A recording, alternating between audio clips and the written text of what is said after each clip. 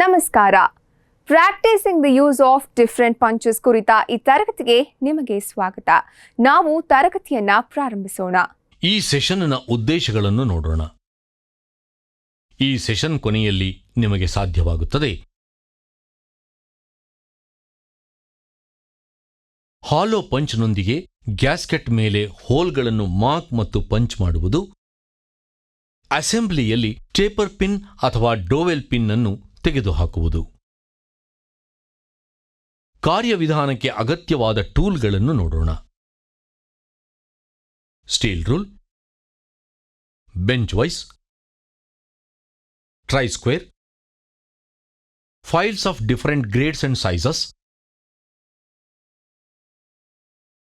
marking media,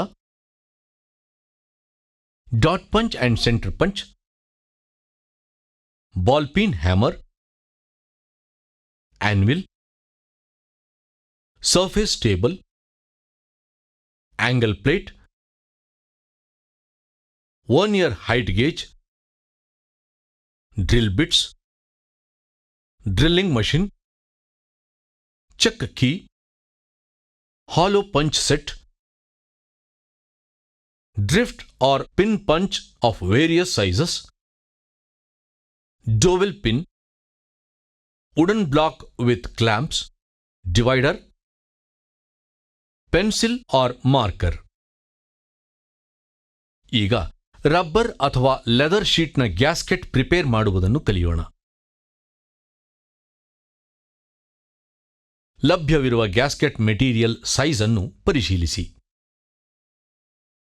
pencil, steel rule ಮತ್ತು try square ಬಳಸಿಕೊಂಡು 104 mm into 72 mm ಅಳತೆಗಳನ್ನು mark ಮಾಡಿ.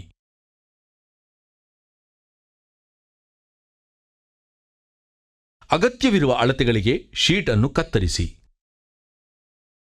ಮಾರ್ಕರ್, ಸ್ಟೀಲ್ ರೂಲ್ ಮತ್ತು ಟ್ರೈ ಸ್ಕ್ವೇರ್ ಬಳಸಿಕೊಂಡು 8 mm, 16 mm, 56 mm ಮತ್ತು 64 mm ಅಂತರದಲ್ಲಿ ಡಿಸಿ ಇಂದ ಪ್ಯಾರಲಲ್ ಲೈನ್ಗಳನ್ನು ಮಾರ್ಕ್ ಮಾಡಿ. ಮಾರ್ಕರ್, ಸ್ಟೀಲ್ ರೂಲ್ ಮತ್ತು ಟ್ರೈ ಸ್ಕ್ವೇರ್ ಬಳಸಿಕೊಂಡು 8 mm, 16 mm, 88 mm ಮತ್ತು 64 mm ಅಂತರದಲ್ಲಿ ಬಿಸಿ ಇಂದ ಪ್ಯಾರಲಲ್ ಲೈನ್ಗಳನ್ನು ಮಾರ್ಕ್ ಮಾಡಿ.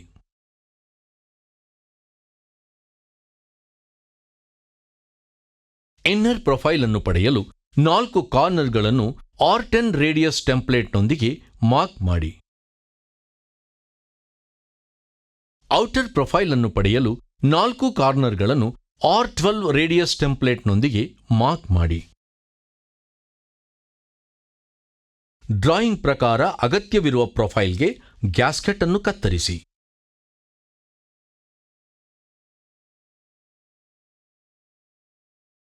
ಸ್ಟೀಲ್ ರೂಲ್ ಬಳಸಿಕೊಂಡು ಗ್ಯಾಸ್ಕೆಟ್ನ ಅಳತೆಗಳನ್ನು ಪರಿಶೀಲಿಸಿ.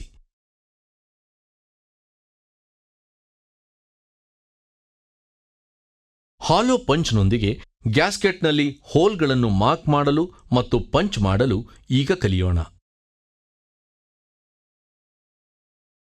ಕೆಳಭಾಗದಿಂದ 64 mm ಲೈನ್ನ ಕಾರ್ನರ್ ಎ ಇಂದ 20 mm, 36 mm, 52 mm, 68 mm ಮತ್ತು 84 mm ನಲ್ಲಿ ಹೋಲ್ ಸೆಂಟರ್ಗಳನ್ನು ಮಾರ್ಕ್ ಮಾಡಿ.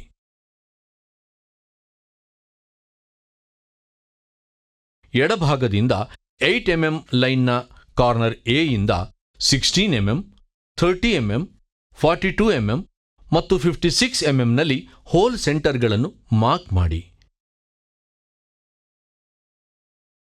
ಕೆಳಭಾಗದಿಂದ 8 mm ಲೈನ್ನ ಕಾರ್ನರ್ ಡಿ ಇಂದ 20 mm, 36 mm, 52 mm, 68 mm ಮತ್ತು 84 mm ನಲ್ಲಿ ಹೋಲ್ ಸೆಂಟರ್ಗಳನ್ನು ಮಾರ್ಕ್ ಮಾಡಿ.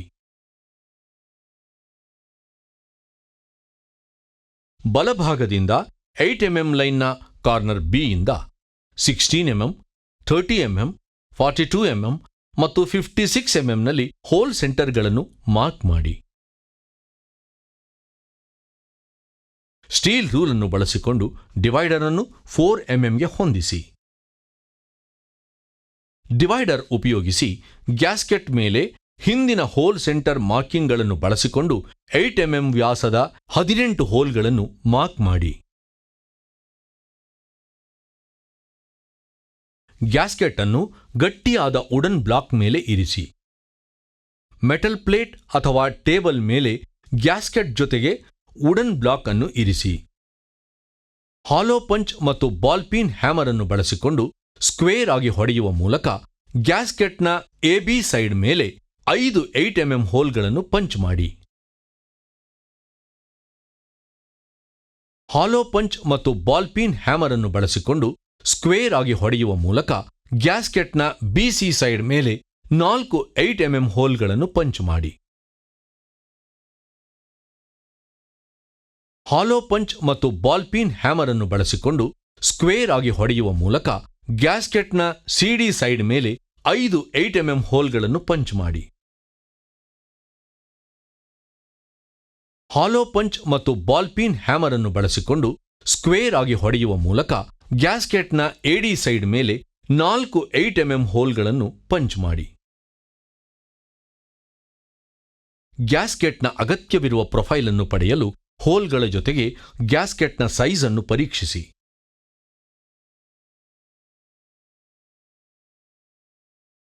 ಡೋವಲ್ ಪಿನ್ ಅನ್ನು ಬೇರ್ಪಡಿಸುವುದನ್ನು ಅಭ್ಯಾಸ ಮಾಡಲು ನಾವು ಡೋವಲ್ ಪಿನ್ ಅಸೆಂಬ್ಲಿಯನ್ನು ಪ್ರಿಪೇರ್ ಮಾಡೋಣ. ಸ್ಟೀಲ್ ರೂಲ್ ಅನ್ನು ಬಳಸಿಕೊಂಡು ರಾ ಮೆಟೀರಿಯಲ್ ಸೈಜ್ ಅನ್ನು ಪರಿಶೀಲಿಸಿ. ಬ್ಯಾಸ್ಟರ್ಡ್ ಫೈಲ್ ಬಳಸಿ ಎಲ್ಲಾ ಫೇಸ್ಗಳನ್ನು ಫೈಲ್ ಮಾಡಿ. ಟ್ರೈ ಸ್ಕ್ವೇರ್ ಅನ್ನು ಬಳಸಿಕೊಂಡು ಪ್ಯಾರಲಲಿಸಂ ಮತ್ತು ಪರ್ಪೆಂಡಿಕ್ಯುಲಾರಿಟಿಯನ್ನು ಖಚಿತಪಡಿಸಿಕೊಳ್ಳಿ. ಫೇಸ್ ಎ ಮೇಲೆ ಮಾರ್ಕಿಂಗ್ ಮೀಡಿಯಾವನ್ನು ಲೇಪಿಸಿ.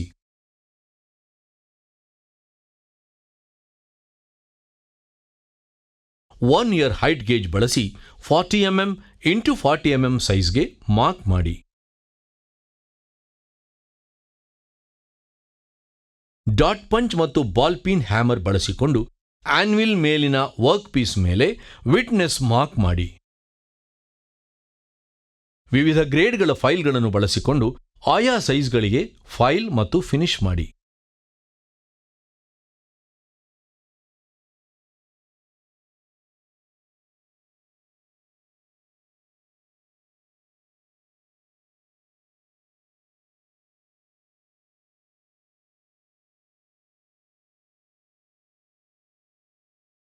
ಟ್ರೈ ಸ್ಕ್ವೇರ್ ಅನ್ನು ಬಳಸಿಕೊಂಡು ಪ್ಯಾರಲಲಿಸಂ ಮತ್ತು ಪರ್ಪೆಂಡಿಕ್ಯುಲಾರಿಟಿಯನ್ನು ಖಚಿತಪಡಿಸಿಕೊಳ್ಳಿ.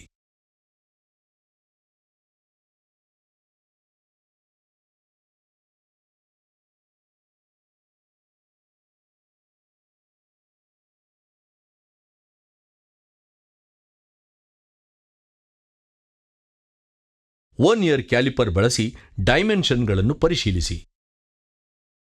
ಮತ್ತೊಮ್ಮೆ ಫೇಸ್ ಎ ಮೇಲೆ ಮಾರ್ಕಿಂಗ್ ಮೀಡಿಯಾವನ್ನು ಲೇಪಿಸಿ. ಸರ್ಫೇಸ್ ಟೇಬಲ್ ಮತ್ತು ಆಂಗಲ್ ಪ್ಲೇಟ್ ಅನ್ನು ಸ್ವಚ್ಛಗೊಳಿಸಿ.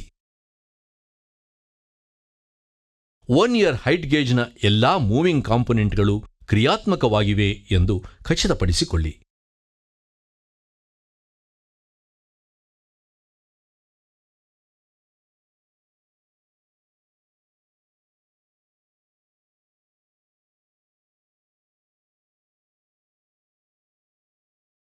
ಸರ್ಫೇಸ್ ಟೇಬಲ್ ಮೇಲೆ ಆಂಗಲ್ ಪ್ಲೇಟ್ ಸಹಾಯದಿಂದ ಜಾಬ್ಗೆ ಸಪೋರ್ಟ್ ನೀಡಿ.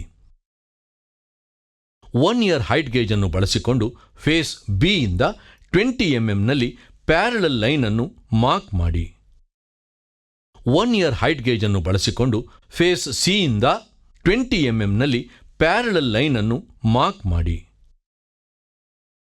ಆನ್ವಿಲ್ ಮೇಲೆ ಸೆಂಟರ್ ಪಂಚ್ ಮತ್ತು ಬಾಲ್ ಪೀನ್ ಹ್ಯಾಮರ್ ಬಳಸಿ ಲೈನ್ಗಳ ಇಂಟರ್ಸೆಕ್ಷನ್ ಅನ್ನು ಮಾರ್ಕ್ ಮಾಡಿ. ವರ್ಕ್ ಪೀಸ್ ಅನ್ನು ಡ್ರಿಲ್ಲಿಂಗ್ ಮಷಿನ್ ವಾಯ್ಸ್ನಲ್ಲಿ ಇರಿಸಿ. ಸ್ಪಿಂಡಲ್ಗೆ 4 mm ವ್ಯಾಸದ ಡ್ರಿಲ್ ಬಿಟ್ ಅನ್ನು ಫಿಕ್ಸ್ ಮಾಡಿ.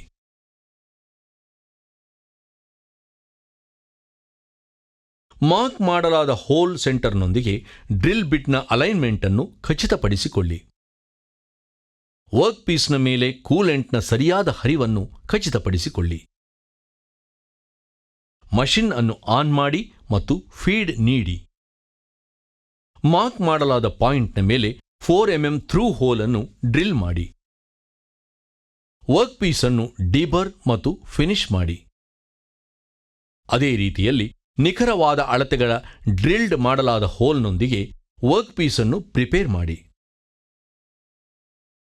2 ವರ್ಕ್ ಪೀಸ್ಗಳನ್ನು ಒಂದರ ಮೇಲೊಂದರಂತೆ ಆನ್ವಿಲ್ ಮೇಲೆ ಇರಿಸಿ. ಅಸೆಂಬ್ಲಿಯ ಹೋಲ್ಗೆ 4 ಡೋವಲ್ ಪಿನ್ ಅನ್ನು ಸೇರಿಸಿ.